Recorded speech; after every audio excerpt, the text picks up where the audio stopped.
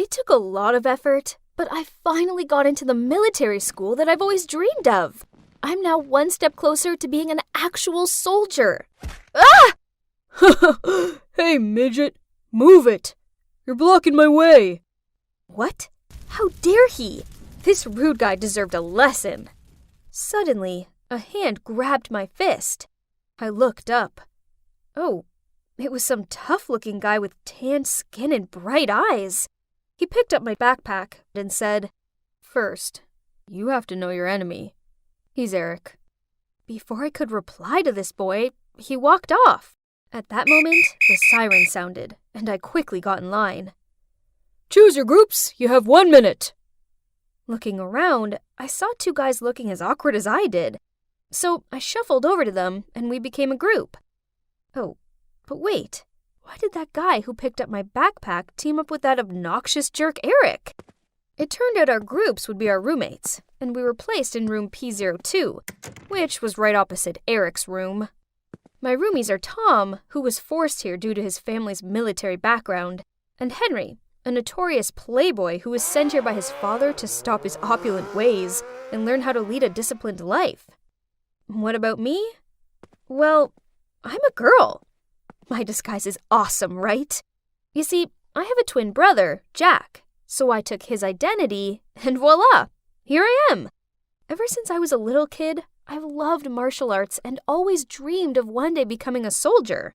I thought life here would be great, but it certainly had its challenges. Every morning, whatever the weather, we have to wake up at 5 a.m. and run around the yard.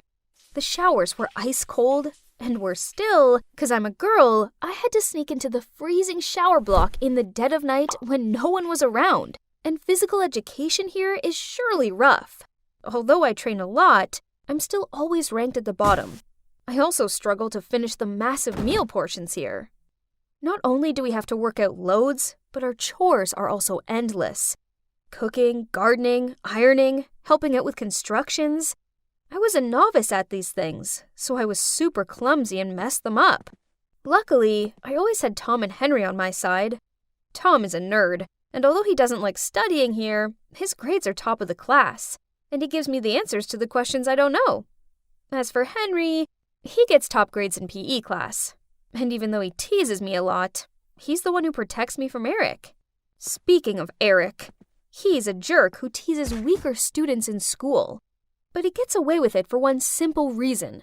His dad's in charge. And as for that boy that warned me on my first day, yeah, turns out he's called Ellis. I can't quite work him out, even though he often hangs out with Eric and participates in his meaningless dumb pranks. One time, after Eric knocked a younger kid over, I saw Ellis go back and check he was okay. Friend or foe? Who knows? Today we have taekwondo class. Perfect. I quickly challenged a smug-looking Eric. Too bad he doesn't know I have a black belt. Ha! And as I predicted, I kicked his butt in just 3 moves. K.O. I walked over to my two fellows with a big triumphant smile on my face when Henry suddenly rushed forward and pushed Eric down. Turns out he was sneaking up on me from behind. Nice try, coward. But sorry, dude. We 3 always have each other's back. We were laughing about Eric's defeat when the lunch bell went. But, oh no, the room was locked from the outside. Eric has to be behind this. No worries. The food here sucks anyway, Tom said while pulling a bunch of food out from under his bed. Again, Tom? You've already been punished twice this week for sneaking food in here. Suddenly there were noises outside. I went closer to the door to listen when it burst open, and in stepped an officer. I stepped into the corridor to see everybody was gathered around whispering, while Eric was on the ground, looking pale like he'd just seen a ghost. Oh my god. The door of room P01, Eric's room, had weird scratches all over it. It looks like those scratches spell out a word. Jacob. So there's a monster named Jacob. Well, that's comforting. P02! You all missed lunch, so I want 5 laps around the yard. And also 5 points are deducted for bringing in outside food. Ugh. Points deducted again? At this rate, we'd never gain access to the entertainment room. Oh, here we keep scores between rooms. just like in Harry Potter with the house's points. It's quite a competition. At the end of the week, the room with the highest score gets access to the entertainment room. You know, watching TV or using social media are considered a huge reward in this strict school, but it's hard to earn points. Meanwhile, you can get them deducted for any reason. For me taking a shower at the wrong time, to Henry skipping theory lessons, and now Tom and his snacks. Ugh! What does Jacob mean? Anyway, seeing Eric freak out like that was hilarious. Jacob is a name. Don't you see that, Jack? He's Eric's ex-roommate. I heard that he's missing. Hey, Tom, is there anything you don't know? I see. But why did that missing Jacob scare Eric so much? We're never going to get into the entertainment room. It's all work, work, work in this place. Who cares about that stupid room? This weekend, there's a prom at the local girls' school. I have a step-by-step plan for us. We'll sneak into the school milk delivery truck to get there.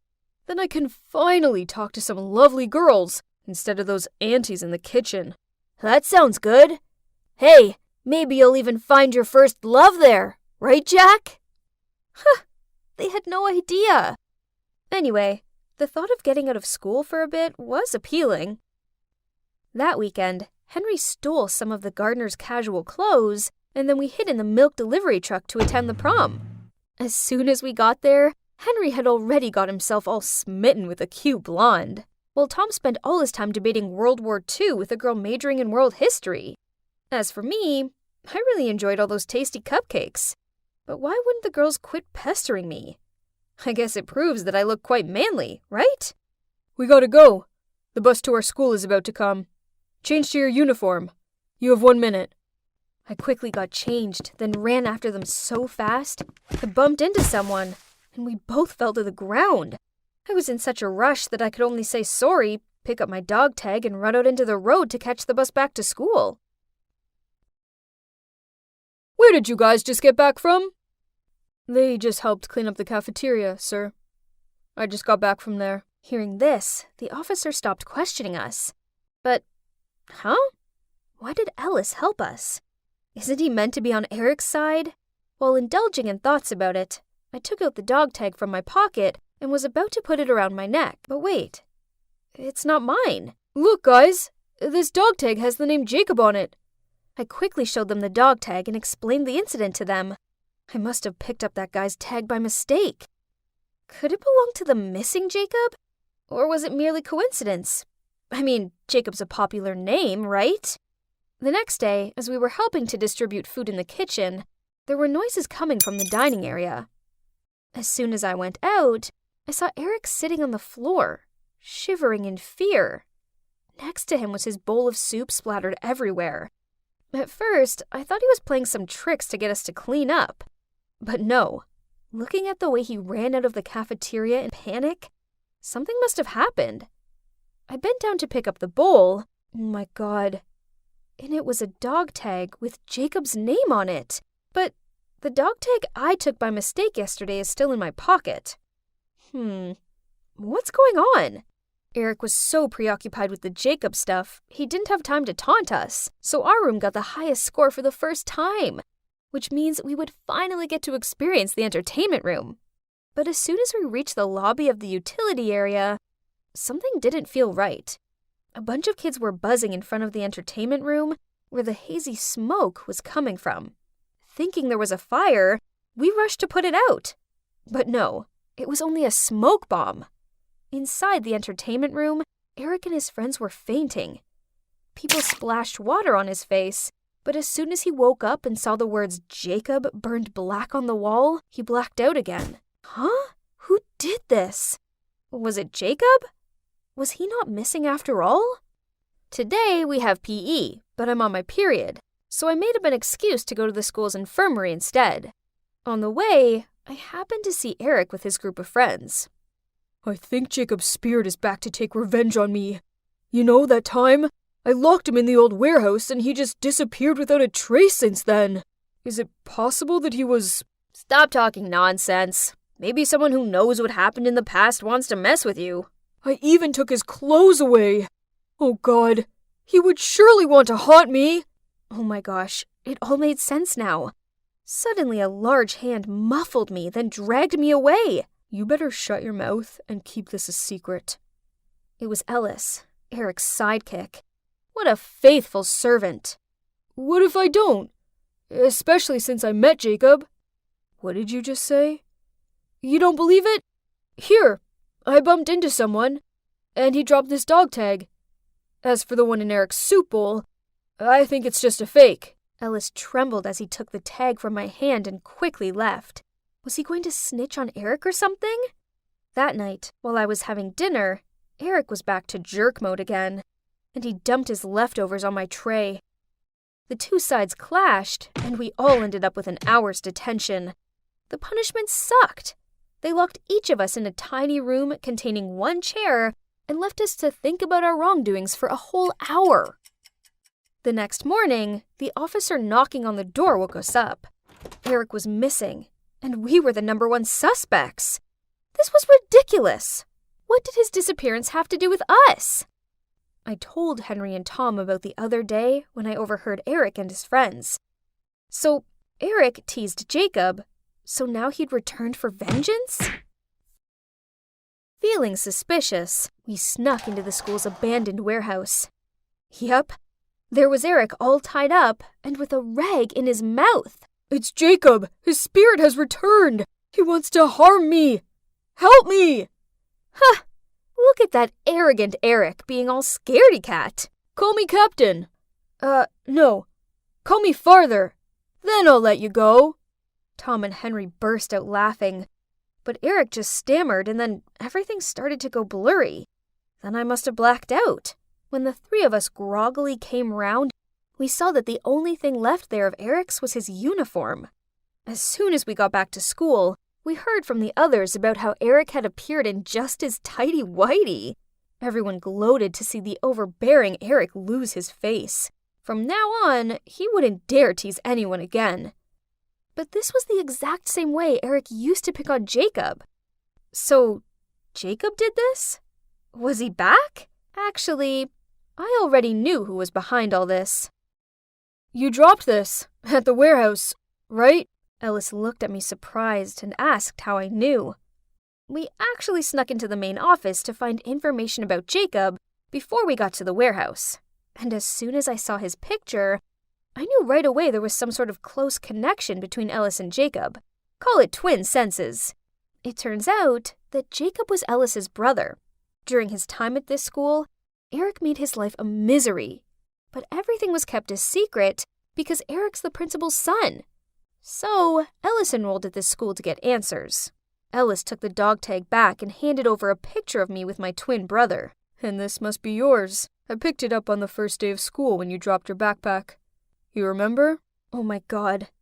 Was this for real? I snatched the photo and quickly put it away when I saw an officer approaching. We should get to know each other better, right? Since we both know each other's secrets. Whatever. Anyway, I don't hate Ellis. And Eric deserved it, so it didn't matter who did that. I turned my head to look at Ellis. He smiled as if he was challenging me. Uh-oh. I had a feeling my life here was about to take a turbulent turn. I was grabbing a book out of my locker when some guy's shout startled me. Hey everyone, the results are over here! Oh, it's just the results of the Mind Buzz, our annual high school general knowledge competition. People, what's the rush? Don't we all know what it'll be like already?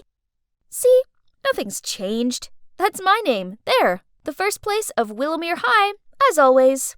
And of course, what came along with it were endless praises from everyone. Way to go, Millie, you're our school's superhero! Oh my gosh, you're amazing, I'm so jealous of you. Yep. Hi, I'm Millie, the girl who always aces every school contest and is therefore adored by the other students, all the teachers, and the principal. Later that day, as soon as I stepped out of art class, Alice, my excitable best friend, jumped out of nowhere and squealed out, I just found this really cool place. We have to go there right now. No chance. I have the final round of the blast from the past contest tomorrow. I mean, history is my forte, so I'm sure to win, but I still want to cram in some last-minute studying. Come on. We all know you'll win anyway. You even said that yourself. So let's just hang out for a little, please? Fine, but only 'cause I'm an amazing friend. Okay, I have to admit, this place was actually kind of cool. It's an adorable cafe hidden at the end of a street corner. But wait a minute, what's up with that sticker on the window? Isn't that the Leafmore High School symbol? No way we're setting foot in that taboo place! I tried tugging on Alice's arm and gesturing for us to leave, but she stood her ground and replied, "Come on, Millie, we have to try their croissants. All the food bloggers are talking about it." But this is Leafmore's territory. Look! So, it's not like anyone will recognize us. Before I could comprehend what was happening, she dragged me inside. Oh well, it seems like we've gone too far to draw back, so I may as well sample what this place has to offer. Why was our order taking so long? And what was with Alice? Ugh, how many selfies did one girl need to take? I was clenching my fists to stop myself from anxiously fidgeting when two boys walked towards our table. Hey, cutie, I've not seen you in here before. What grade are you in? Oh no, how should I answer this question? I quickly turned away, pretending to rummage through my bag to avoid his gaze, but they still didn't leave me alone, as the other guy said, "Wait, this girl doesn't seem to be from our school. Are you?" Oh snap! Did he recognize me? My skin turned clammy with nerves and I thought I was going to throw up. Then suddenly a voice rang out. Sorry I'm late. Have you been waiting long? Then he plonked himself down next to us. Seeing that, the two guys left. Phew! But who is this guy? Do we know him? Oh my god, Evan, it's you! Is that the new Calvin Klein cologne? It smells amazing on you. Huh? Evan? As in, Evan Summers? The top student in Leafmore, aka my biggest competition in tomorrow's contest? To Alice's excitement and my puzzled look, Evan just lightly smiled, then got up to leave. He's indeed a cold angel. What? All he was to me was arrogant. You're probably wondering what the deal between Willowmere and Leafmore is, right? They're the two biggest high schools in this town, but like the same poles of magnets, they repel each other. The two schools have been rivals since forever, competing with each other from academic achievements to collective activities. In competitions organized by the town, such as marathons, Halloween decorations, or even cooking contests. And of course, the students from both schools despise each other so much that we have boundaries in town. For example, this cafe is only for Leafmore students, while only Willowmere students are allowed in that bookstore. Breaking these rules could lead to outright carnage. The schools take this super seriously. Hence, there's even a rule saying we can't interact with each other. And dating is a real no-no. You see, as the top student in Willowmere, I can't let anyone find out I've stepped foot in Leafmore territory, as if they do, my life won't be worth living. And also, because of my #1 position, I have a responsibility to help my school win as many prizes as possible. And this history contest is no exception. I anxiously waited for the host to announce the results. And the last 20 points go to Leafmore High School, which makes them the winners of today's contest. From the other side of the hall, the Leafmore students erupted into applause, and they all charged at Evan and hugged him. Seeing the arrogant Evan with a triumphant face made me even more upset.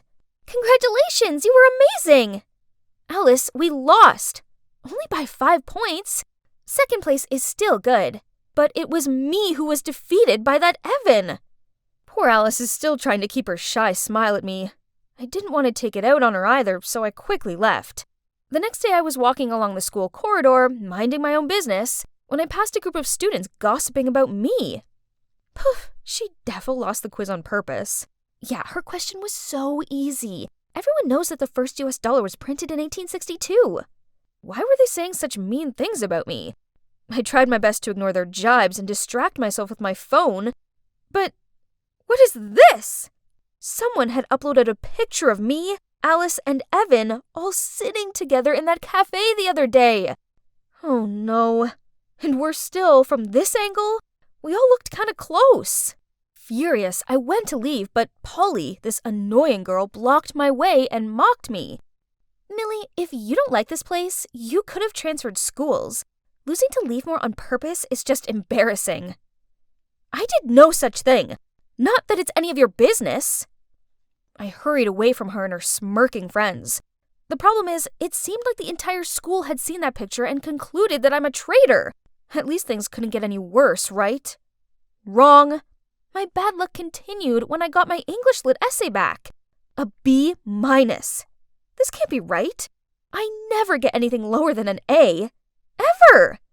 I was checking through my test when suddenly there was an announcement on the speaker, asking me to come to the principal's office.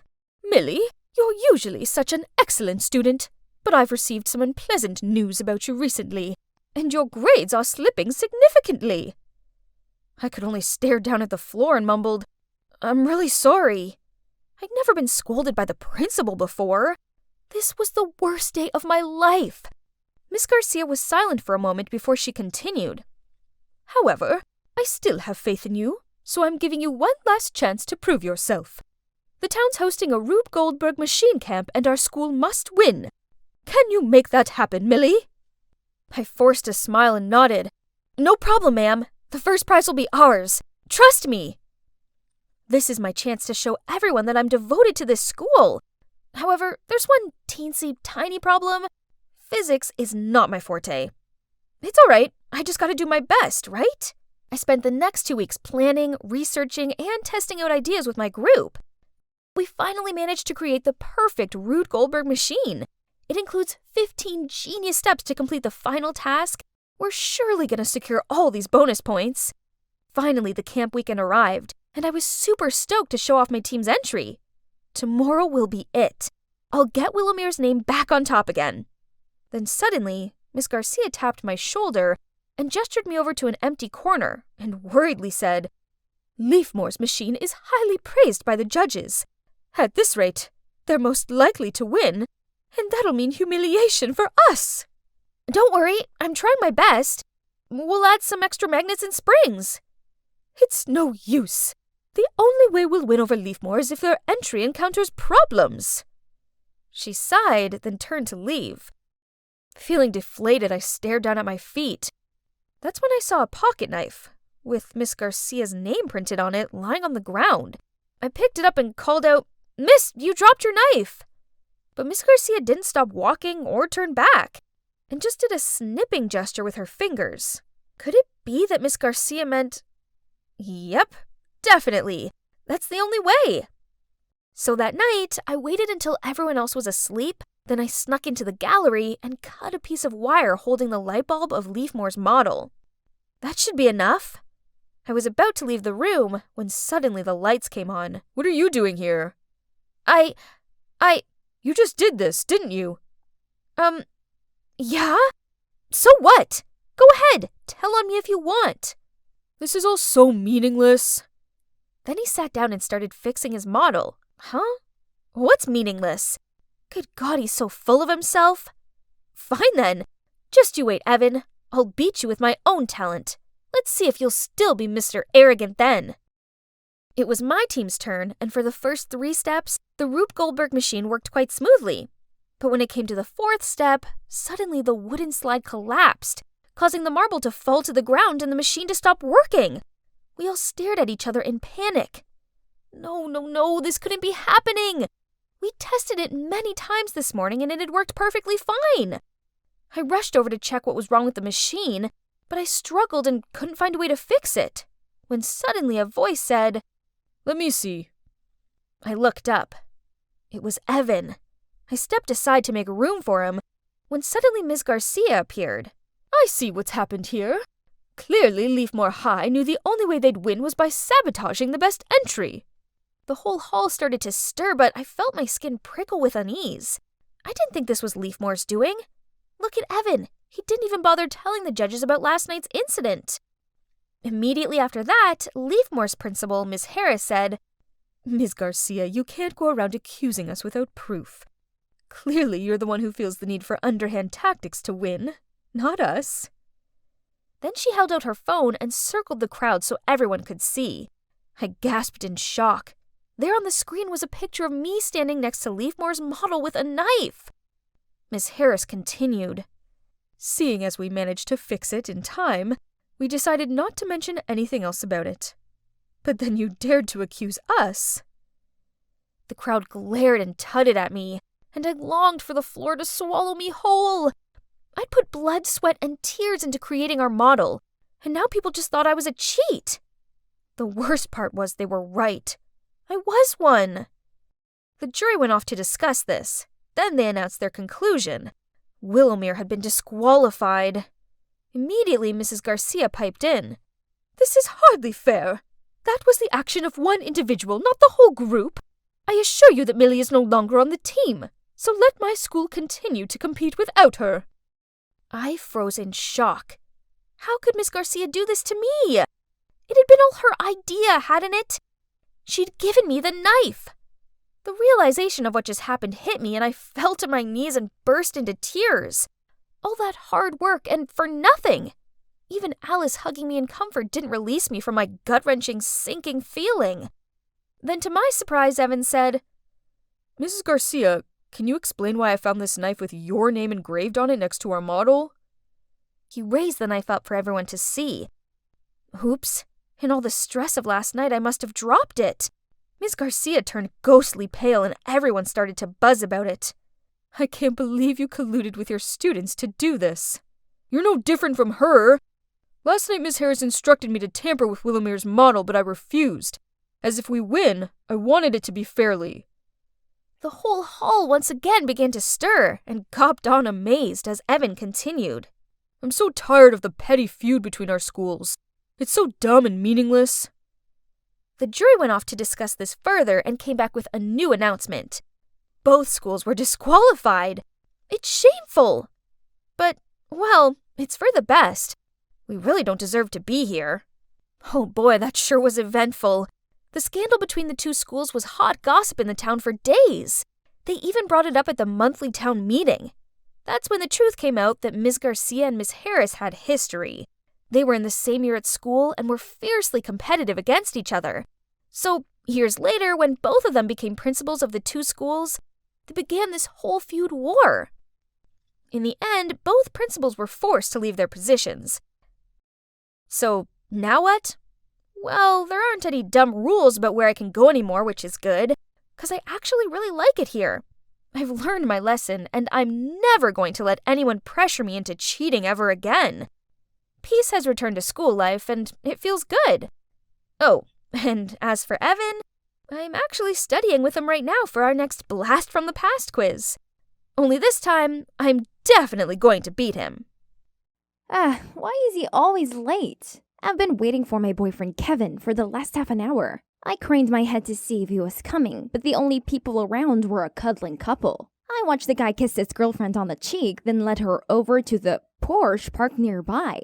Oh wow, if only. But wait, that guy. Oh my god, it's Kevin! Thanks for the gift, babe, but wouldn't this Gucci wallet look even more perfect with a pair of Brioni pants? You jerk! I shouted as I threw the cake I was holding at his shocked face. To the surprise of the new girlfriend, he immediately denied knowing me and made out I must be crazy. What? However, once the girl got in the car, he turned to me. We're done. You may have a pretty face, but you're just some poor little orphan. What did he just say? Poor little orphan? I trusted him. I loved him. But it turns out he was just a lying, cheating gold digger. My heart ached through this betrayal, but I still had to drag myself to work. Oh, I forgot to mention, I'm Linda. I've lived at this orphanage since I was little, and my job is to take care of the vegetable garden. If only one day a king would appear, tell me I was the long-lost princess, then take me back to his magnificent kingdom. I was just putting on my gloves when a nun rushed over to me. Oh no, busted. I was gonna get nagged for being late. But to my surprise, she smiled as she handed me a piece of paper. Oh my god, I can't believe it! I've been adopted! Curious, I flipped the paper and checked my adopter's information. Huh? Their year of birth was only 2000? I was eager to read more, but the nun took the paper back. I must have misread it. No way my adopter is barely older than me. The nun pointed to the gate. A Mercedes was there with a bodyguard in black. Next to him was a woman wearing a long skirt, a mask, and sunglasses. Is that the person who adopted me? Am I finally going to be a rich mistress living in the big castle with my millionaire parents? Well, yep. I'm now sitting in this expensive car with my adoptive mother. I was so excited. But the whole ride, she didn't say a word. And this weirdness continued until we stopped in front of this incredible mansion. As soon as we entered the place, a maid hurried over and bowed to us. Only then did my foster mother turn to me, take off her sunglasses, and say, "I'm Martha. Welcome to your new home, my daughter."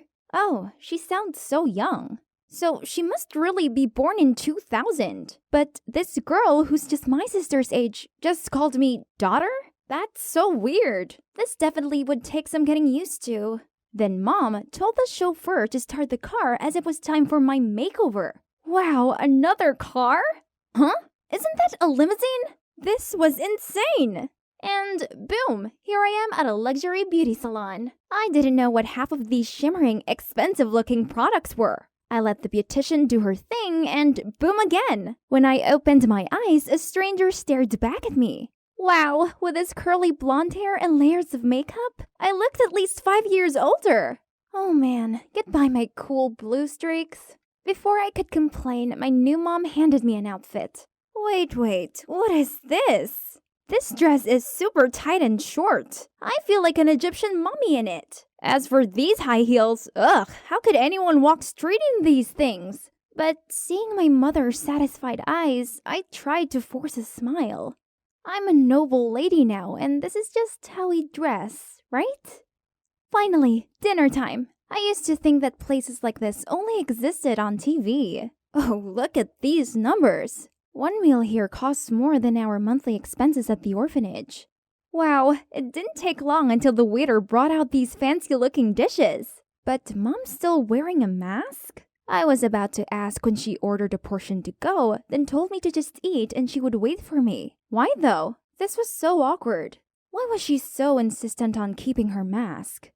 But that's not the only strange thing. Today, I returned to school. Still the same old school, but Mom insisted this muscular bodyguard accompanied me everywhere. I couldn't even go to the restroom in peace as he stood guard outside. It's great I've been adopted and all, but I can't carry on being controlled like this. It's so embarrassing. I have to negotiate with Mom.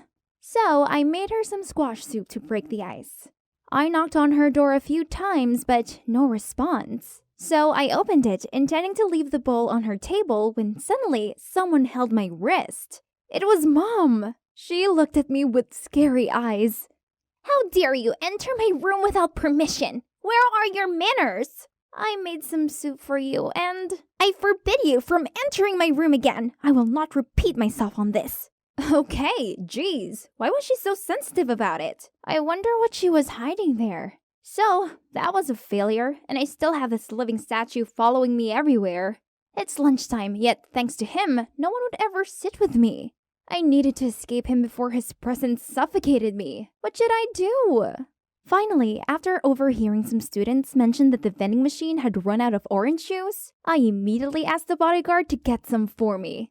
Ha! I'm sure he won't find any even if he dug up this whole school. Success! How great it is not being supervised by that giant rock of a guard.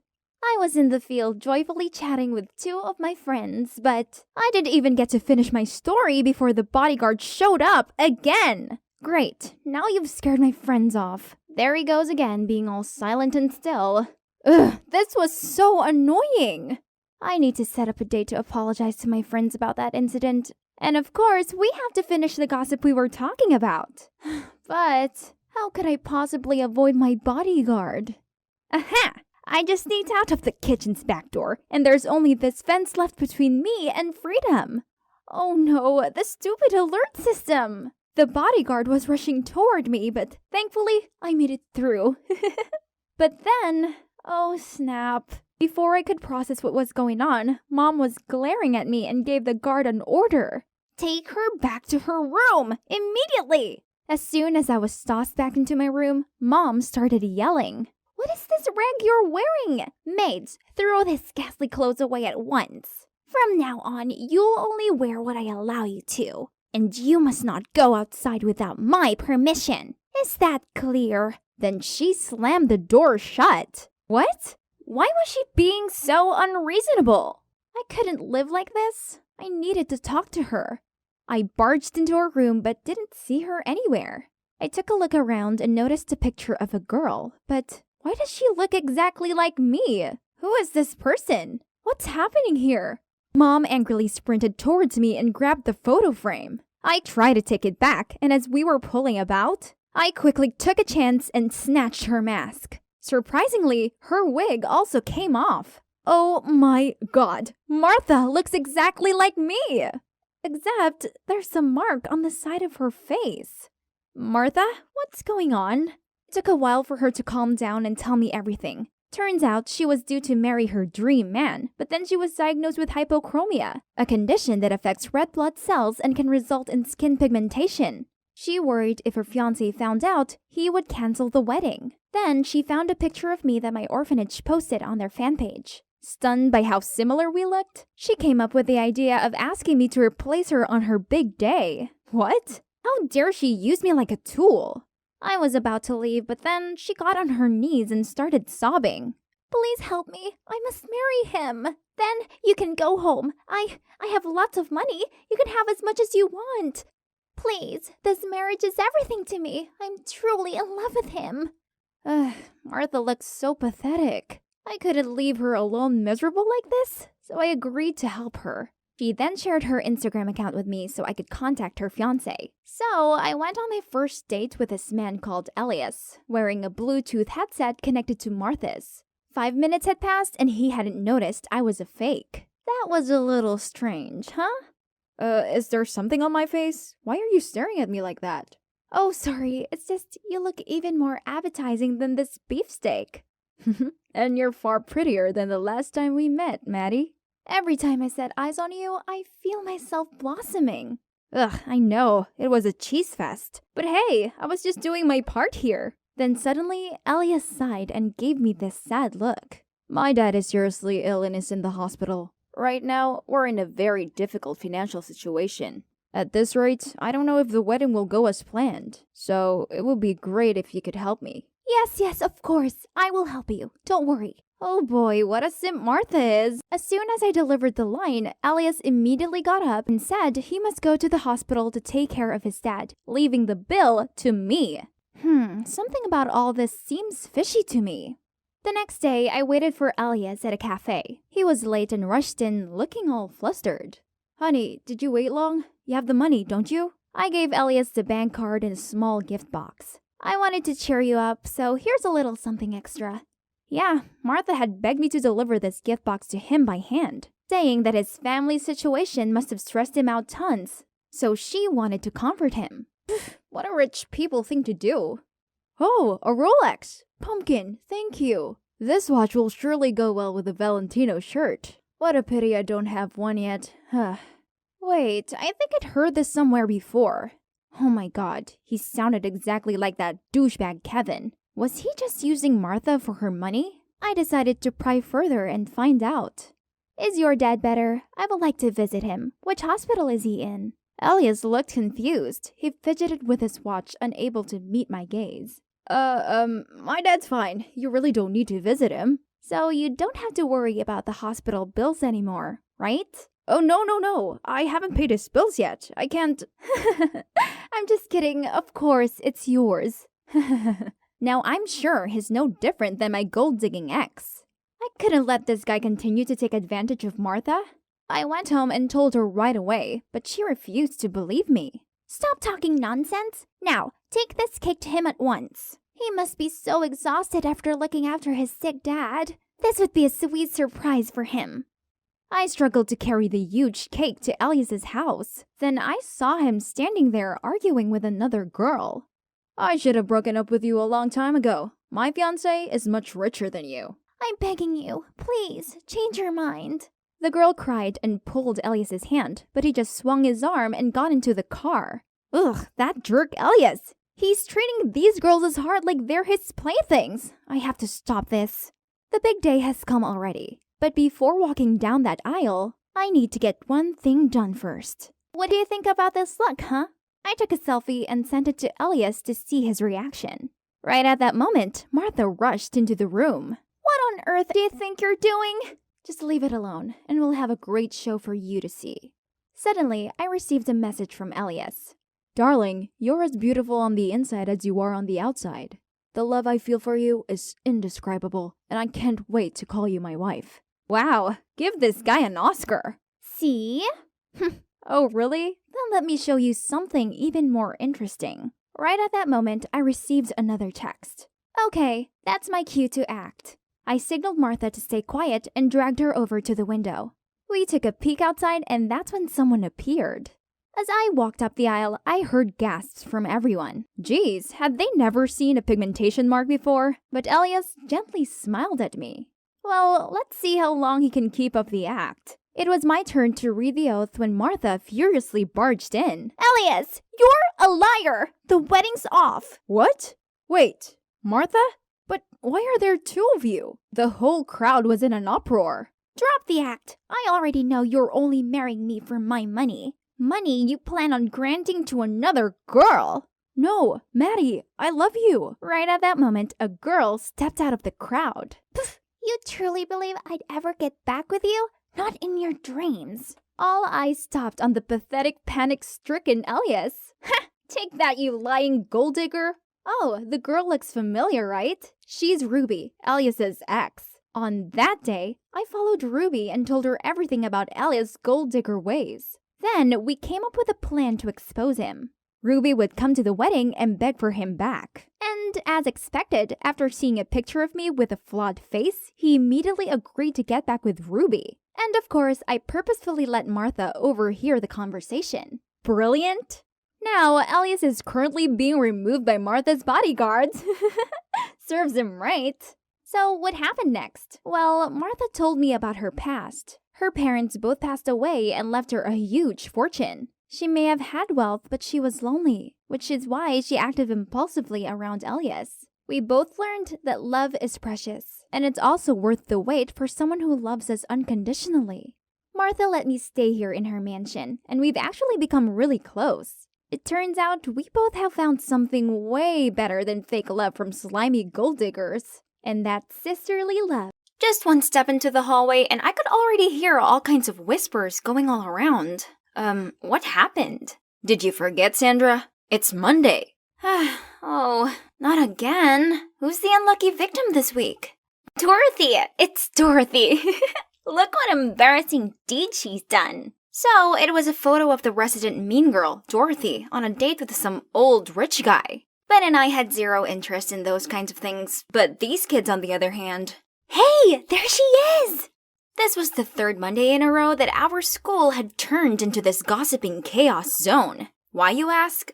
3 weeks ago, out of nowhere, a bunch of random QR codes appeared stuck to some of the lockers. Curious, we scanned them and got access to this mysterious blog by someone called Quiet Night. They said they wanted to expose the true face of this prestigious school.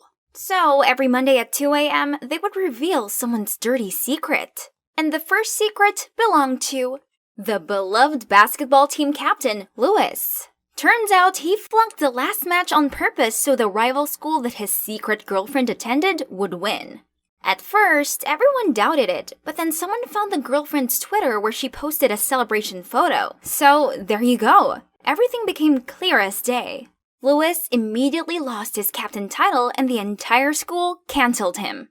While everyone was still buzzing with that, already came the next Monday secret. It was Mr. Worthing, our popular math teacher. His classes were known for their top performances. But as it turned out, he had always accidentally leaked the questions to his students before every exam. The rumor reached the principal, and he immediately had people look into it. Unfortunately, it was true, so Mr. Worthing was fired. And as you've heard, little Miss Dorothy was the third unfortunate victim. To be honest, she definitely hadn't been the nicest girl. She's a nightmare to all the new kids especially. So when her shameful secret was revealed, everyone seemed to be somewhat satisfied and talked about it nonstop. My BFF, Mary, was no exception, as Dorothy was a rival for her queen bee status. At lunchtime, we arrived at the cafeteria, but weirdly, nobody lined up to get lunch. They were all looking around at something. Turns out Dorothy was here too. She's sitting alone at a table. Not wanting to miss an opportunity to taunt her longtime rival, Mary rushed straight over there. What's wrong? Your bald lover didn't take you out to lunch today? As soon as those words came out of Mary's mouth, everyone burst out laughing. Benjamin and I had to drag Mary out of there right away to avoid any calamities. What are you guys doing? I'm not done yet. This isn't cool. Let's just stay out of it. What? She deserves it. You know the clearest what a horrible person she is, Sandra. Or have you forgotten how she picked on you? Well, it's true. I was also one of Dorothy's victims when I just got here. Ben and Mary were the ones who stuck up for me. That's also how our precious friendship all started. Ever since then, we've been the iconic trio of the smartest kids at school. Pretty sweet, huh? However, the recent dramas have undeniably affected our studies. It's like students are coming here just to gossip, and they keep chatting in class, making concentrating extra hard. Monday mornings became the biggest event in school. Everyone looked forward to it, guessing who's the next chosen one, as the embarrassing secrets continued seeping out. How Justin looks cool chewing his gum all the time, but he actually does this to mask his bad breath problem. Hardworking Julia bought her essays off the internet. The parking lot car spray painter turned out to be none other than Goody Two-Shoes Brandon. It became apparent that any one of us could be next. So people started to panic, praying that their name wouldn't be mentioned.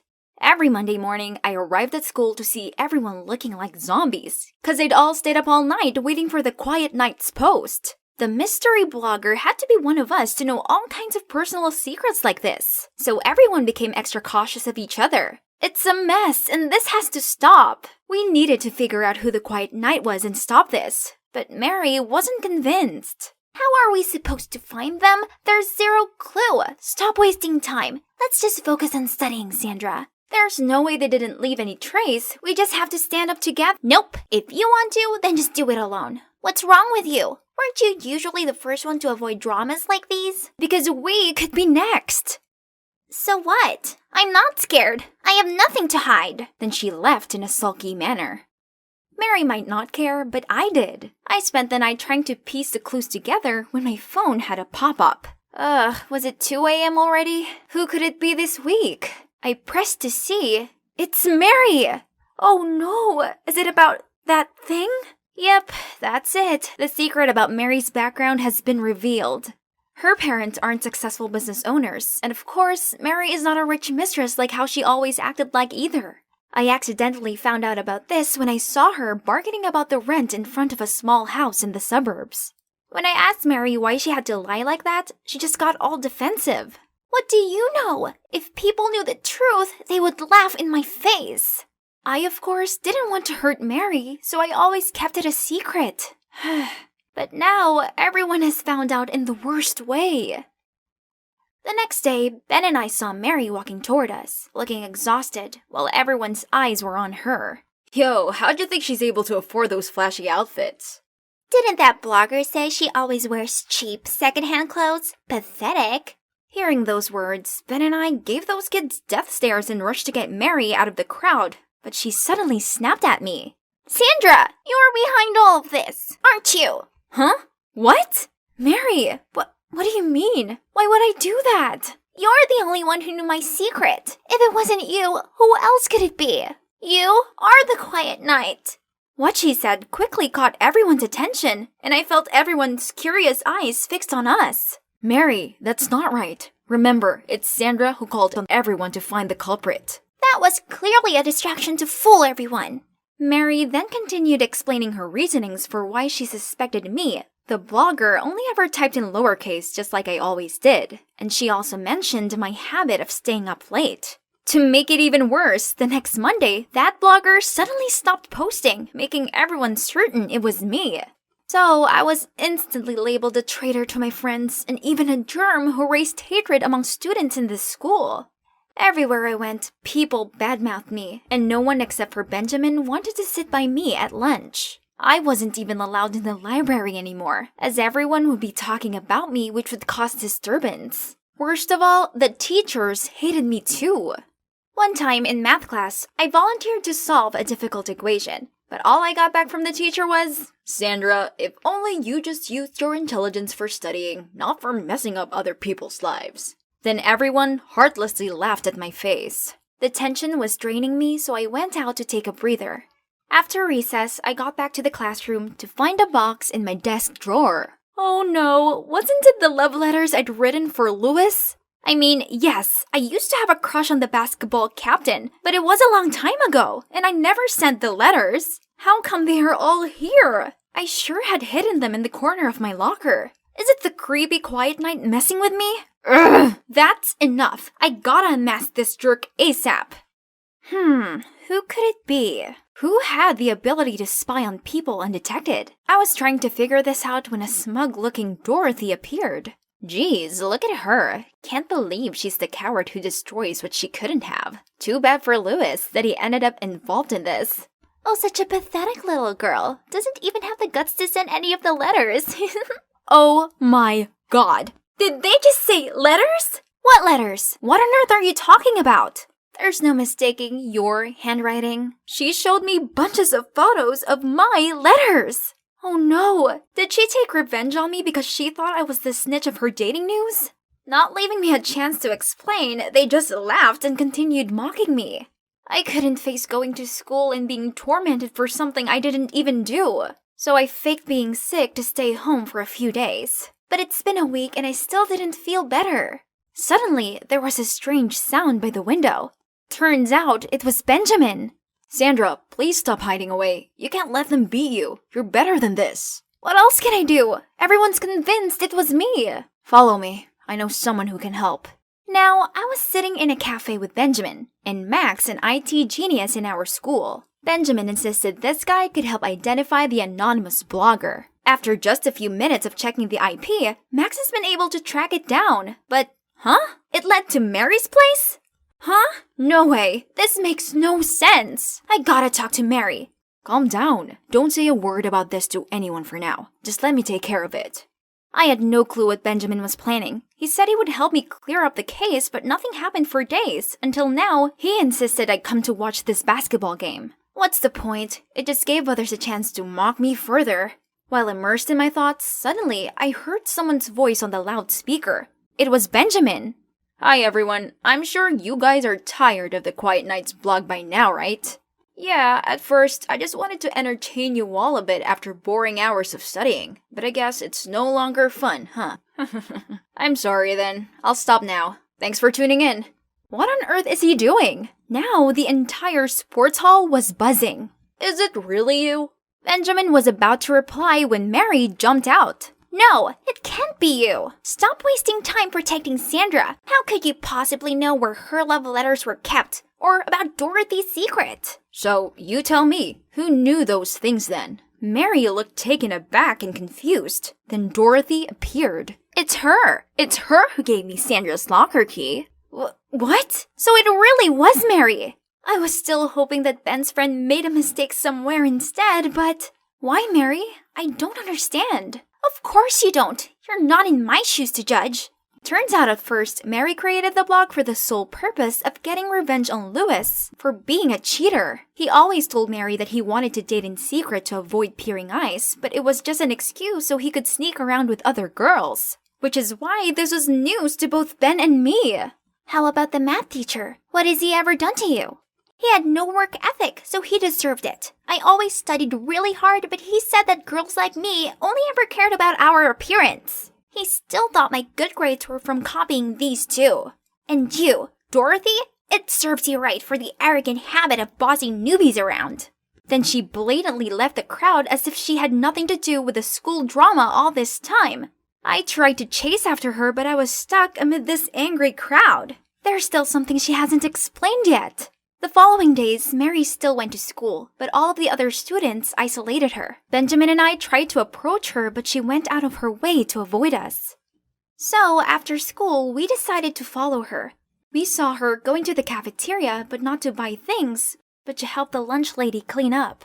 Mary, stop being like this. You've still got a friend in me, but don't you think I deserve an explanation too? She then finally sat down and talked to us. Mary would have stopped after exposing the 3 people she hated, but when she saw everyone eagerly waiting for the news every Monday, she found it interesting and continued to bring up other embarrassing things.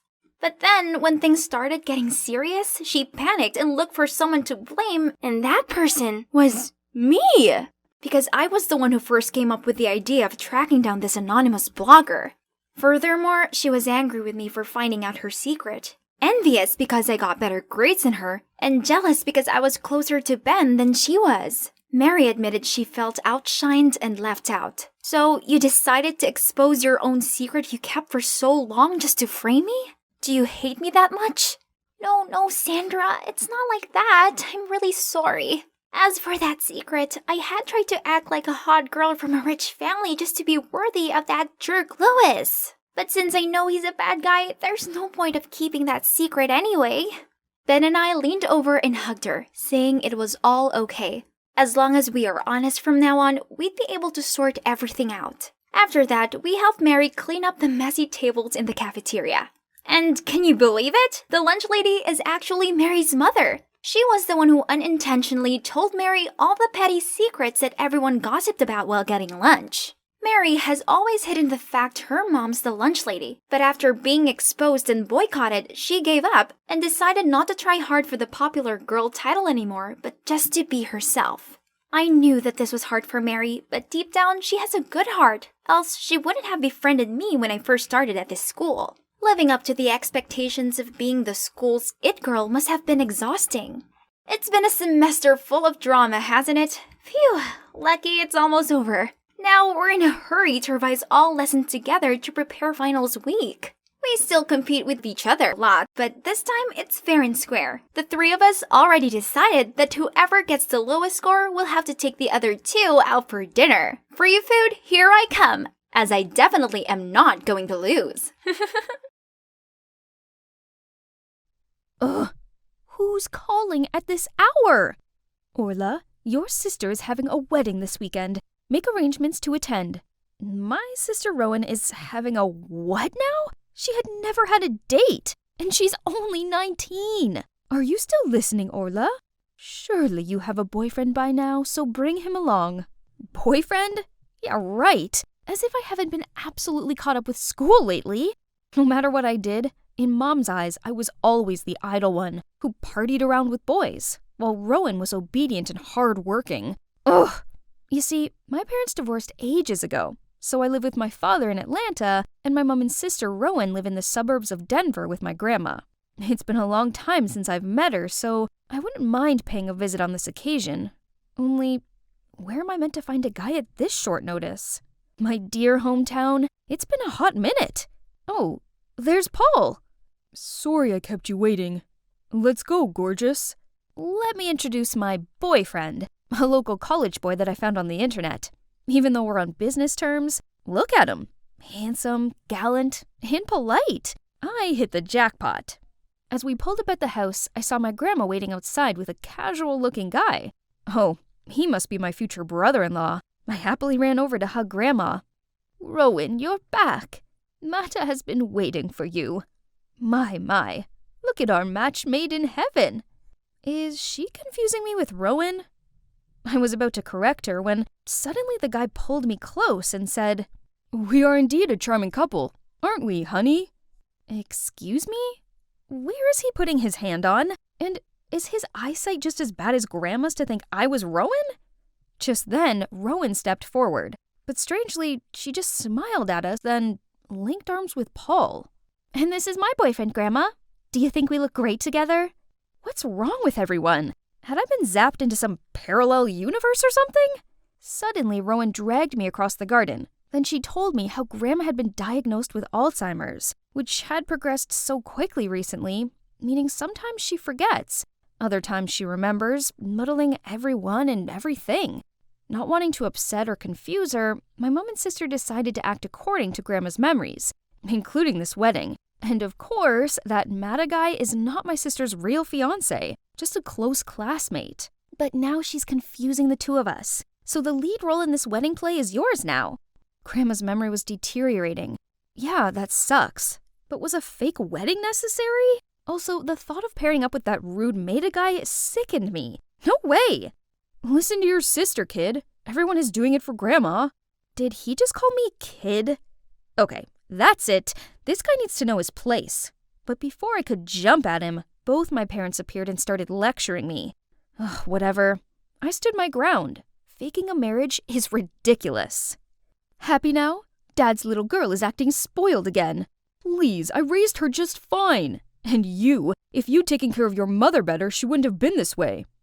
Not again. They only see each other once every couple of years, but the bickering always followed almost instantly. What's going on? You two have never been at odds. What's wrong? At the sight of Grandma, Mom and Dad suddenly took a 180. A moment ago, they were screaming each other's heads off, but now they're being all smiley, lovey-dovey. How ridiculous. But did Grandma really not remember that my parents were divorced? Her condition seemed to be as bad as they said. This meant I had no choice but to go along with their plan to make her happy. However, I was no professional actor. Constantly improvising according to Grandma's memories was not easy, especially when I was stuck with the annoying Maida for a scene partner. My mind was too full of thoughts to sleep properly, so I got up extra early and went for a stroll in the garden. Out of nowhere, Maida ran to me and grabbed my hand. Did you sleep well last night, Bae? Huh? Who's he acting for? In this empty garden? Or is this just an excuse to touch me? I forced my hand away from his, but then he had the audacity to whisper in my ear. Shush, Grandma's watching us from upstairs. Ugh, what a creep. Meanwhile, Rowan said she wanted to please Grandma, but actually, she wasn't even a little bit cooperative. At lunch, while I had to squeeze out a smile as Maida spoon-fed me soup, Rowan was being distant toward Paul, her boyfriend. Paul, my sister, also likes being fed. Right, that's her favorite dish. Paul got the point right away, so he scooped up some soup and gave it to Rowan as Grandma watched expectantly. But for some reason, my sister seemed irritated, shoved his hand away, and said she's allergic to it, which was some total nonsense. Grandma was obviously discontent hearing that, then stood up to leave the table first. What's the matter with you, Rowan? You didn't have to look so annoyed in front of Grandma. Why can't you just work with Paul? That's how Rowan's always been. She's shy and couldn't open up easily to strange guys as you can. What did she mean by that? Before I could reply, Dad came to my defense. How can you say that? Isn't Orla trying her best to play her part and not make Grandma suspect a thing? Oh, so you two are doing great, and we're just ruining everything? There they go again. Usually Rowan and I would just stand there and watch, because only our Grandma can stop their fights. And this time was no exception. As soon as they saw Grandma, my parents immediately turned around and held each other's hands. Maida was just as quick when he grabbed my arm as well as Grandma's, and then invited us for a walk. Hey, who are you? Why are you being so friendly to us? Oh dear, it was only a few seconds ago and her memory of him had already vanished. I immediately said Maida and I went to the same college and he was visiting me. I thought that was it, but no. Speaking of college, she immediately asked why we were home when we should be at school. The whole family froze at her reaction. My parents carefully mentioned the wedding to see if she remembered anything. But she snapped. How can you talk about marriage when my 2 grandchildren are still of school age? Have you two lost your mind? So, the next morning, I had to go to the university with Rowan. But the cherry on top was riding this tiny pink bicycle together per Grandma's order. This was embarrassing, but how can we refuse? She only recalled the old memories. So I wandered around here all day waiting for Maida and Rowan to finish their classes. Suddenly, I spotted Paul with some girls. Hey, what are you doing here? Oh, Orla. I'm just giving directions to these freshmen. Actually, I'm waiting to pick up your sister.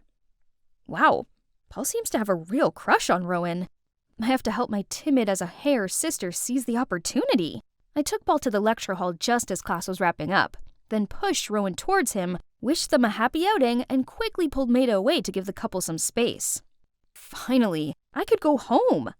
But just as we reached the college gate, we saw Dad helping Grandma come this way.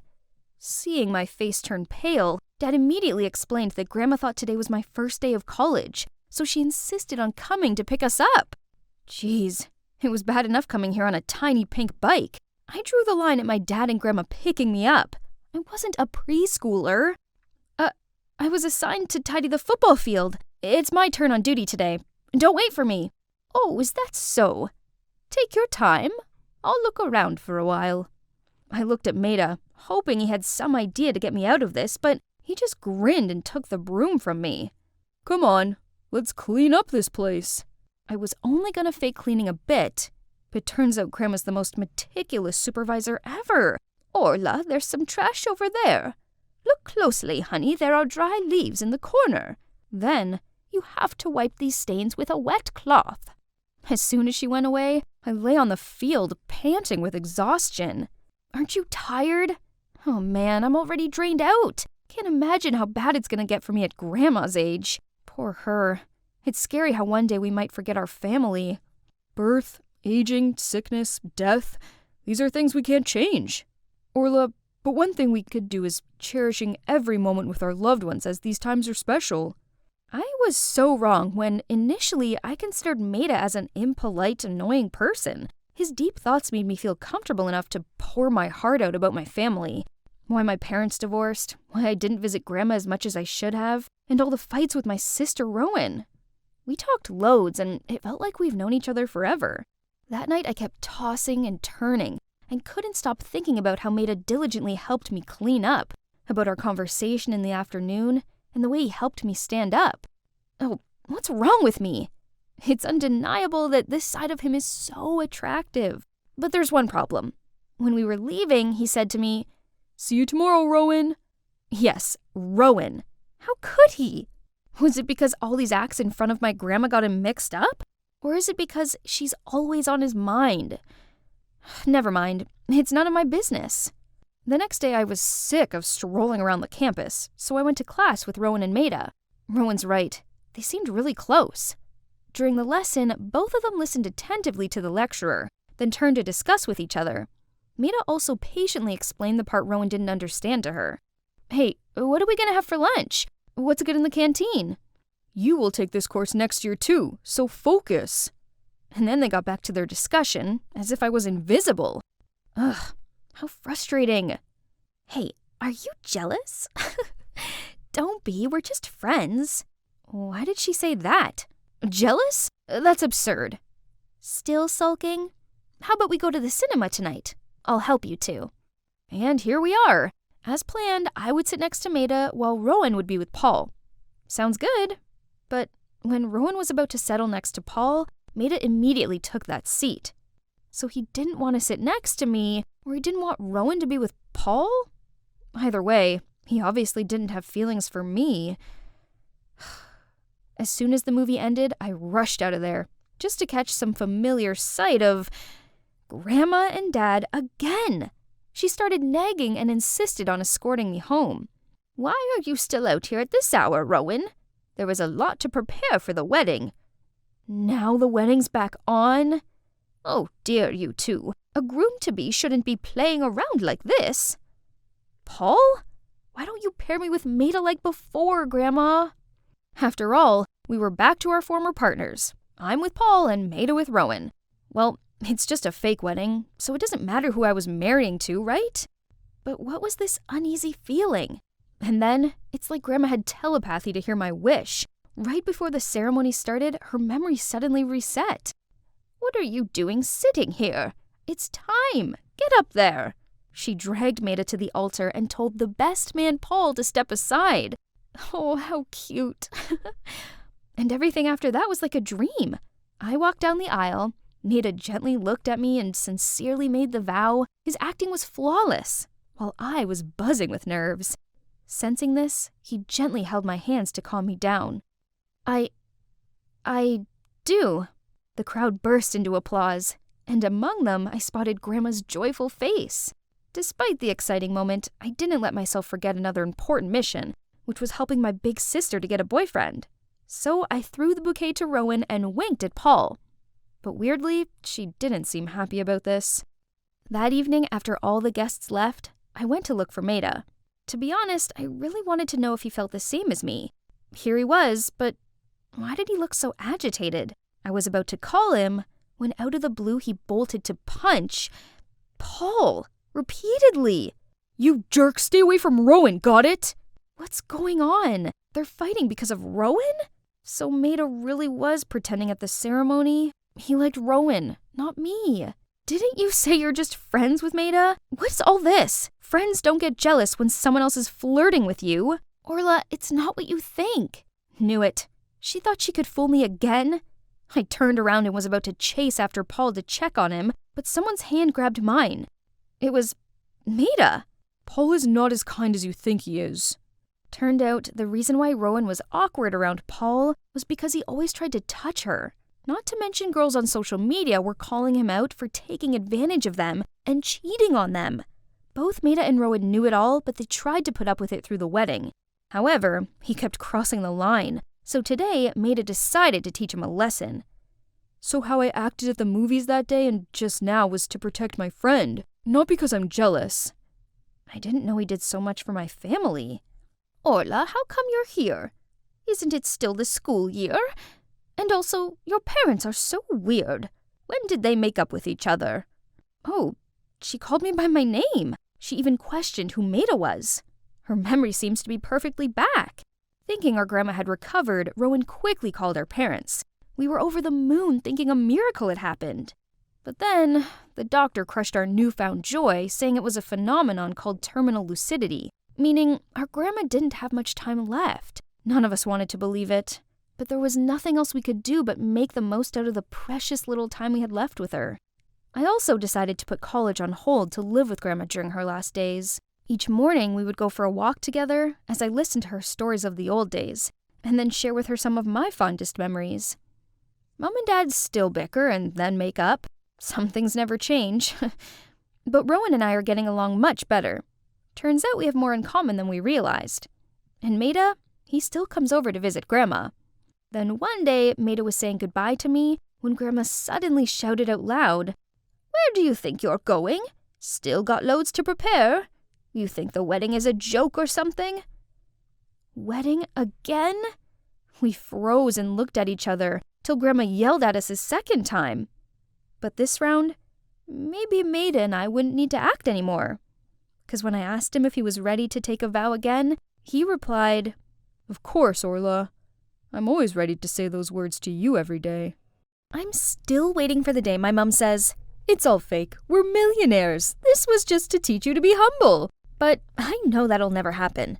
And I'm still humble. But humble as in humble background. Hi, I'm Addison from Colorado. Ever since my dad passed away when I was 7, we've been broke.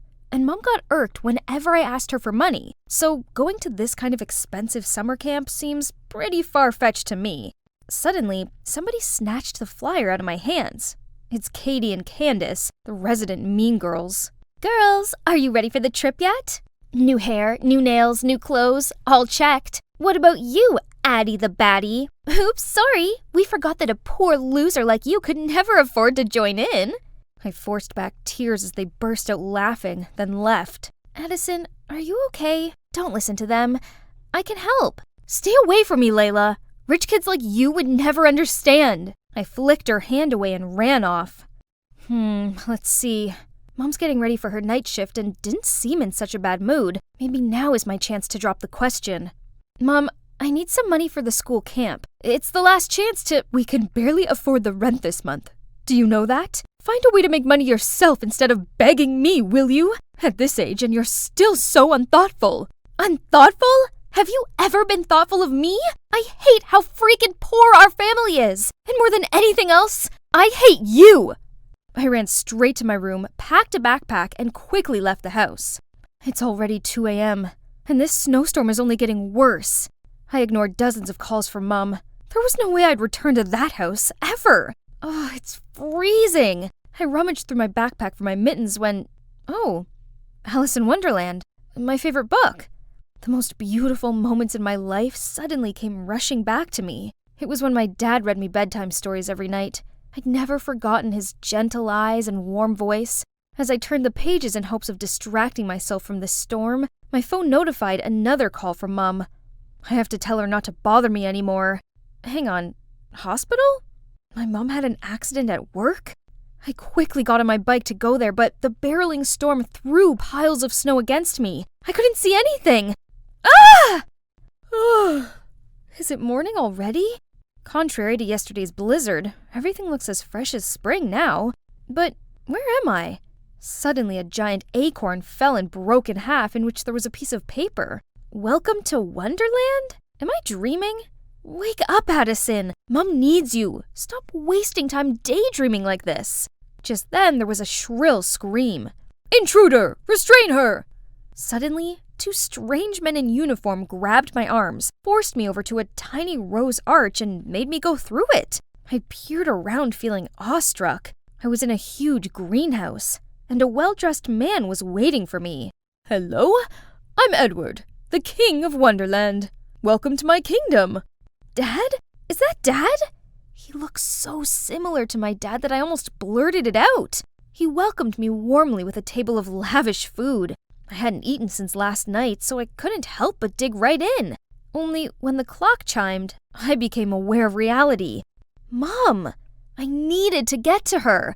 I immediately asked King Edward for the exit. This land is beautiful, but a monster rules its gate. I don't know how you got here, but if you want to leave, you'll have to bring that monster 3 valuable items. 3 items? I asked. Yes. Let's see what that is. Then Sir Edward approached the glass door and spoke out loud.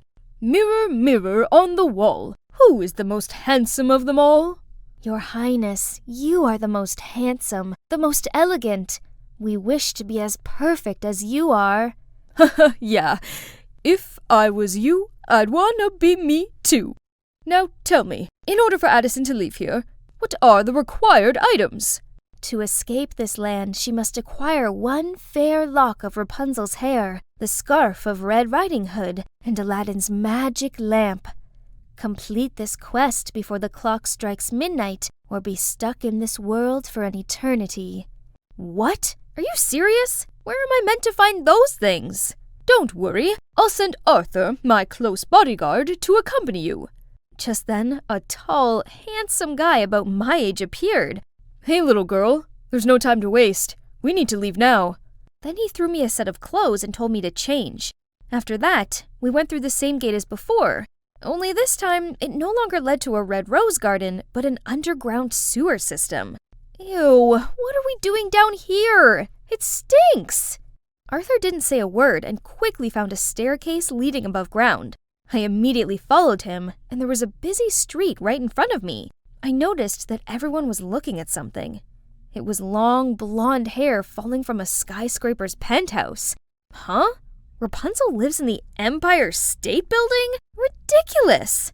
We quickly walked over there, but it was guarded very strictly. How can we get in? That's why I told you to wear this. So we easily blended in with the maids and waiters and entered the tower. Wow, I've never set foot in such a luxurious house.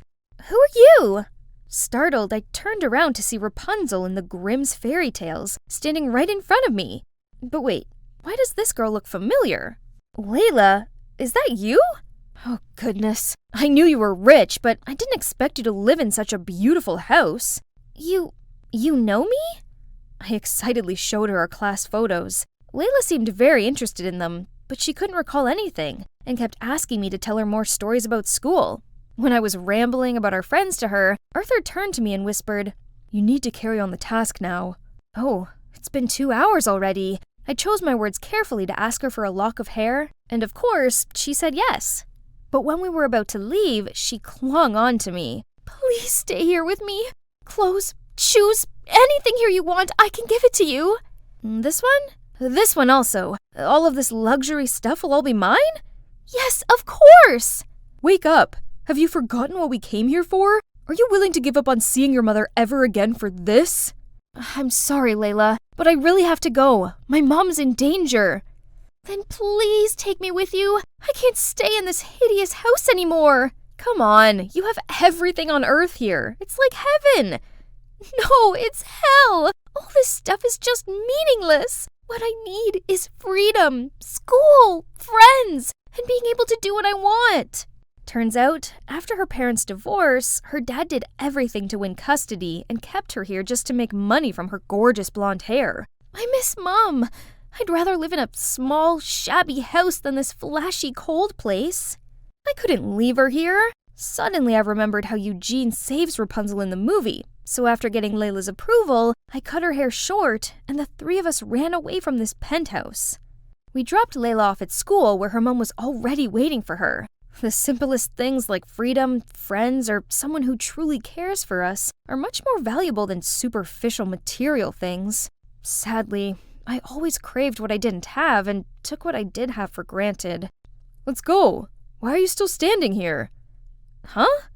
We have to attend the class too? Ain't no time for this. We gotta find Red Riding Hood. Without a word, Arthur just dragged me away, eventually stopping in front of a girl wearing a scarf on her head. Here she is, the person you need. I waved at her, but she just coldly looked up and asked, "What do you want?" Huh? Red Riding Hood was none other than Katie? I'll get right to the point. I really need your red scarf. Can you— Excuse me? This is Gucci. Do you know how much it costs? It's from even the limited edition. Look at you. You probably don't even have a dime to your name. Yeah, it is true, but I really need this scarf. I'll do anything you want. All right. Hope you don't regret saying that. Right after that, a luxury car came to pick us up. We stopped at an apple farm, which was familiar to me as it was where my mom worked.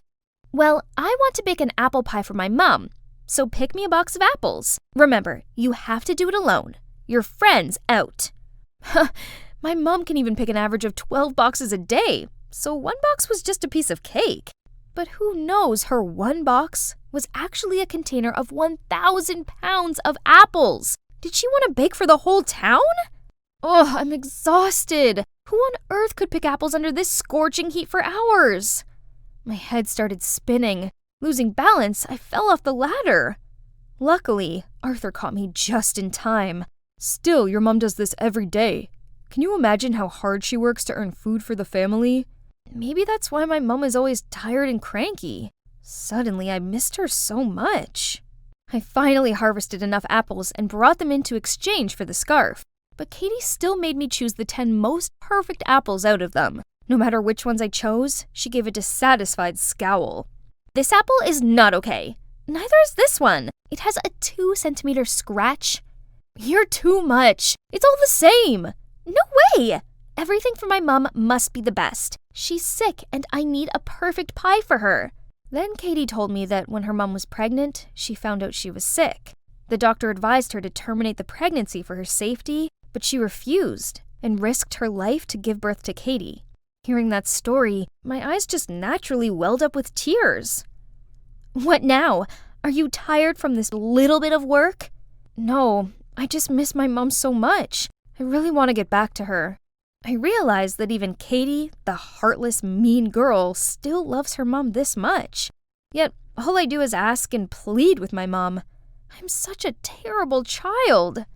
If you love your mom that much, you know what to do from now on. Help me deliver this gift to your heroic mother, will you? And here, take it and complete the mission. Finally, we've arrived. Our final destination is a museum. Arthur said that there will be a secret room with the magic lamp, but getting the key to that room was already a hassle. There were security lasers all over the place, so we broke in through the ventilation system. Arthur tied a rope around my waist and then slowly dropped me down where the key was. Just a little more and I got it! But as soon as I touched the key, a drop of my sweat fell, causing the alarm to go off. The guards rushed in from the door, but fortunately, Arthur pulled me up in time. We got out of the ventilation system, but this place was like a maze. Then Arthur pulled me to hide behind a wall. Little by little, his face was getting closer and closer to mine, and my heart was pounding like crazy. Suddenly, the whole wall behind me moved. Turns out there was a secret staircase leading down to the basement, and it took us no time to find the room. Huh? Where's the magic lamp? Arthur approached the only object in the room. It's a projector. He turned it on, then on the white wall appeared the image of my mom, being tired after a long day of work. But when she got home, she still came to check if I was sleeping well. The image of her waking up early to make me my favorite breakfast. Above all, she totally knows about the camping trip and is trying to work overtime so I could join it. Time is running out. You should hurry to go back and hand in these items. I tried to regain my composure, quickly wiped away the tears, and left with Arthur. I'll be back with my mom soon. I'm back! Please take me to the gate. Suddenly, a chiming sound got me frozen. I'm sorry, but time's up. You failed the quest. But why worry? It isn't so bad here. You'll have everything you could ever want. At any cost, please lead me to that monster. I don't need anything else. I just want to be with my mom. I've been thoughtless all this time. I can't leave her when she needs me most. Actually, there is no monster here. It is the greed, selfishness, and ingratitude inside of every one of us. But I can see you already defeated your monster and learned the lesson. So, you can go back to your mom now. Huh? Everything was so bright. Where was I? Honey, you're awake. Thank goodness. Someone squeezed my hand. It was Mom. Mom told me how she'd collapsed at work due to overworking. Then she found out I'd fallen off my bike in the snowstorm and knocked myself unconscious. Here you go, sweetie. My mom placed some money in my hand. Now you can go on the camping trip. I'm so sorry for upsetting you, and I promise I will work extra hard so you don't have to go without. I burst into tears and shook my head. I don't need it. I don't want you working overtime and putting your health at risk for me. Having you healthy and by my side is all I need. Mom, please forgive me for everything. As we pulled apart, I noticed someone standing in the doorway. Arthur. Turns out it was Arthur who rescued me in the snowstorm. Thank you so much. You're my knight in shining armor. Anytime. I'm just glad you're okay. I mean it. I wouldn't have completed the tasks without you. Huh? What tasks? Looking into his dreamy eyes, I honestly felt like he'd been sent by my dad to help me learn from my mistakes and be grateful for what I had. Never mind. I'm just glad you're here. I arrived home in really good spirits after an exciting training session, and my mood took an instant nosedive to see my devious cousin Caitlin holding my diary. Oh, wow. So your crush is Leo, the swimming club captain, huh? Give me it back. I wonder if the whole school knows yet. Don't worry. Your devoted cousin is here to help. Thanks a lot. But I'll do it myself. Stop poking your big nose in my business. Hey, first, your nose is much bigger than mine. And second, about Leo, whatever. He'll be mine soon. Tit for tat. Payback for stealing my boyfriend. How ridiculous. And so not true. She should blame herself for having terrible taste in men instead. No thanks. I didn't want a player like him either. Hi, I'm Megan, the leader of the school scout club. I'm friendly, fun, and love going on adventures, just like my explorer dad. So of course, girls like Caitlin don't scare me. From day one of my dear cousin moving in with us, it was clear we were never going to get on. I love to run around the garden and learn interesting survival tricks with my dad, while Caitlin can't even stand a speck of dirt. Oh my god! Billions of germs are attacking me! Get me sanitizer! Now! And it didn't help at all that Caitlin's jerk of a boyfriend asked me out right after breaking up with her. Despite my clear disinterest in him, she blamed me. That's when we were officially like Cardi B and Nicki Minaj and the prank wars began. She drew on my face in permanent marker while I slept, stuck gum in my hair, and once she even tried to shave my eyebrows. But who am I, huh? I can beat her with only one move. But now, the stakes have been raised. She's going after Leo. So I need to confess my feelings to him ASAP before Caitlin butts in and ruins it. The perfect opportunity would be the upcoming school field trip for top students, which Caitlin definitely can't join. And there'll be plenty of chances for me to impress Leo. But there's one slight problem. It's by a river. OMG, thinking of it made me want to pee my pants already. I have thalassophobia, which is an intense fear of large bodies of water. Of course, I keep this a secret because no one will take me seriously as a scout leader if they find out about this. However, this is a once-in-a-lifetime deal, and no way can I just sit at home while Caitlin digs her claws into Leo. So, I signed up for the trip and set up a master plan for it. Baby steps. I mean, literally. I signed up for swimming in a kid-friendly pool. Easy peasy lemon squeezy. Oh, but why are my legs trembling like this? Ha ha. It's not like I've morphed into a jellyfish or something. Look, the pool is turning into the scary ocean ready to swallow me. Help! Suddenly, a boy with a floaty bumped into me. I fell on my butt and my leg touched the water. Something grabbed me. Loch Ness Monster! It's eating me alive! Just then, a kid popped up and started laughing at me. It's okay, Megan. Happy thoughts. Think happy thoughts. This is much better.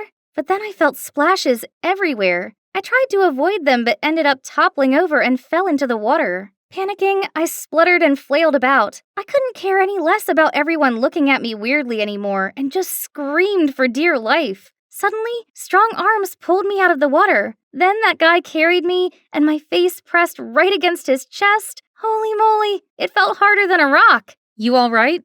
Oh, my Superman, I'll be your Lois Lane. Ew, snot is streaming down your face. Disgusting. Gosh, this is so embarrassing. I got dressed at the speed of light and ran out of there. Hang on, something isn't right. Hey, missing something? Jesus, this jerk still tried to embarrass me at the last minute? The only good guy in this world is my Leo. As if it's still not enough to call it a day, I came home to see Caitlin watching a scary movie about a giant shark. Sup, scared of me already? It's not too late to cling onto my leg and beg. Who's scared? This stupid show. It's obviously all CGI. There's no shark in the world that could be that big. And, they're labeled as dangerous, indiscriminate killers that eat anything in sight, but in fact, sharks are most often the victims. Whew. My acting was not so bad, was it? Finally, the field trip participants list was published. Of course, my name was on it, and Leo too. But wait, why is Caitlin here? She's always wrapped up with boys instead of studying, and doesn't even remember the multiplication table. What? Can't accept the fact that I'm a genius too? FYI, I'm super quick at math. Really? So what is 356 plus 445? Easy, 234. Huh? That's not even close. But it was quick. See ya on the trip. I'll be watching you, sis. The day finally came, and our tour guide is Mike, the best scout in the state. But hold on, why does this guy look familiar? Oh no, that's the guy who saved me at the pool. Scared that he'll expose me, I didn't know what to do but to give him the stupidest smile. To my surprise, he seemed not to remember me at all. Then he asked me to demonstrate the first activity with him, vertical net climbing. It's time for me to shine. Eyes on me, Leo. Gosh, this guy climbed like a monkey, but don't expect me to accept a loss. I was enjoying the victory when Caitlin approached me. Everyone knows that muscle power is only to make up for a tiny brain. Yeah, great shout, Megan. Use all your energy up in one go just so you can show off. Are they cut from the same cloth? Never mind. Leo's looking at me. His eyes are so dreamy. That was even more powerful than 10 cans of monster drinks. Nature hunt, monkey bridge, Tarzan rope, all these challenges didn't make me break into a sweat, and Leo even came to praise me. That's incredible, Megan. How can you do that? Oh, Leo, I only had an apple for breakfast, so now I'm having hypoglycemia or something. I'm so dizzy. OMG, my dear cousin should really get an Oscar nomination for her fake act. I gave my sweetest smile and helped her. Just so when Leo wasn't looking, I tripped her up and she fell face first into a muddy puddle. Leo tried to wipe it off, but ended up turning her into a monkey. Then Mike walked past and said, Wow, this layer of makeup is a big improvement. His cattish tongue seemed not to leave anyone alone.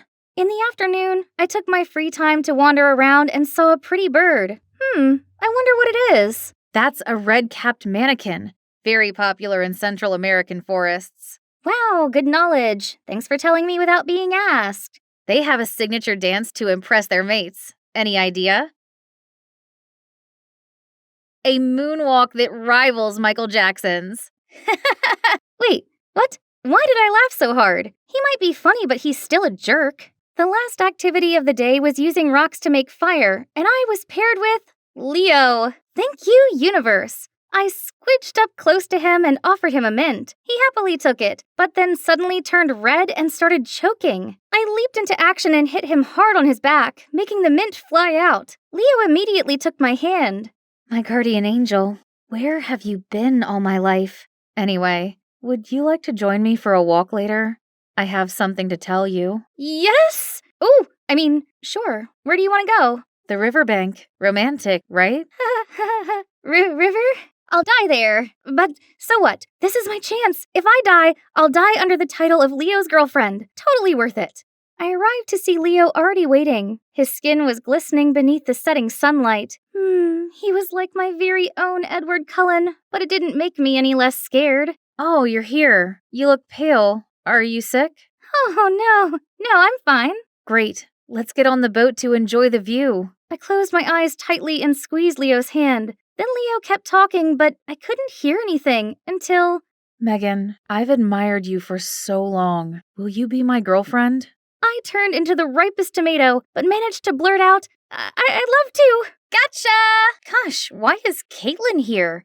I was still in shock when Leo jumped out of the boat and high-fived Caitlin? Then they kissed? Surprise! Now you know how it feels to have your dream guy stolen away. No! Please, I can't stand it. The water is scaring me. Just enjoy the view, Megan. Where's that fierce girl gone? Your mom told me that you have thalassophobia, but I didn't expect it to be so real. Don't worry, I'll show this to the whole school so they'll come rescue you. Good luck, cousin. Leo and Caitlin walked off holding hands. I stayed as still as I could in the unsteady boat. The world was spinning around me, but I couldn't do anything but cry. Time went by like a decade had passed. Then I felt a pat on my shoulder. Mike stretched out his hand, then swooped me up in his arms and carried me to the lawn nearby. But how did you find me? I saw the video Caitlin just posted, then immediately went to look for you along the riverbank. Is that so?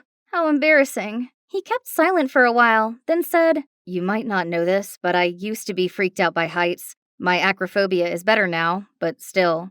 No way! You nailed the climbing challenge earlier. If you want to overcome your fear, then you have to find a way to face it. Be courageous. Don't let it become a weakness for others to laugh at. Then he gave me the sweetest smile, and right at that moment, he looked kinda different to me, more attractive. That night, I shut myself away in my tent while the others gathered around the bonfire. I wasn't ready to face anyone just yet, and my mind was too restless to sleep. The next morning came the boat race. When I arrived, all judging eyes were on me. I was nervous, but soon plucked up my courage and spoke out. Hi, everyone. I'm Megan, and I have thalassophobia. So I can't complete this challenge. I'm embarrassed.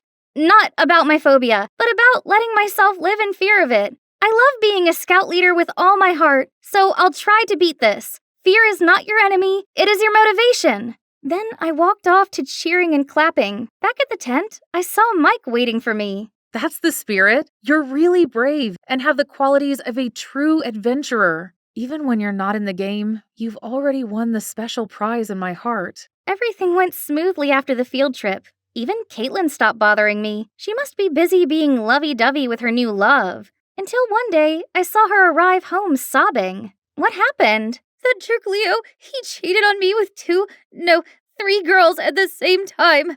Excuse me? Why is my life so miserable? I know I can never outsmart you or be as brave, as confident as you, but do I not deserve at least one nice thing? I didn't know Caitlin had this self-deprecating side. Suddenly, I felt sorry for her. She is my cousin after all.